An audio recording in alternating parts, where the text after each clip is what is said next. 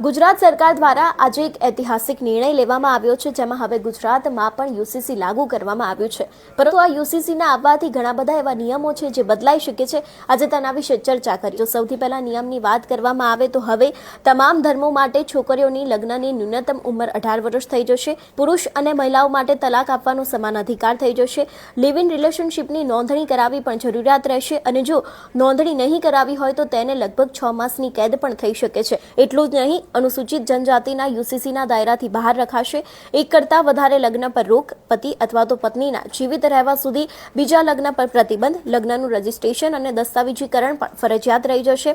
સંપત્તિના ઉત્તરાધિકારીમાં મહિલાઓને પણ હવે સમાન હક આપવામાં આવશે. તમામ ધર્મો અને લગ્ન માટે અને તલાક માટે એક જ નિયમ બનાવવામાં આવશે. એટલું જ નહીં, ખાસ કરીને એક નિયમ કે જેમાં મુસ્લિમ સમુદાયના લોકો પણ હવે 4 લગ્ન કરી શકશે નહીં. એટલે આ જેટલા પણ નિયમો વિશેની આપણે વાત કરી તે યુસીસી લાગુ થશે ત્યારથી આ દરેક નિયમોમાં પણ ફેરફાર આવવાનો છે. ત્યારે આવી જ અપડેટ માટે નિર્ભય ન્યૂઝ ઓફિશિયલને ફોલો કરજો.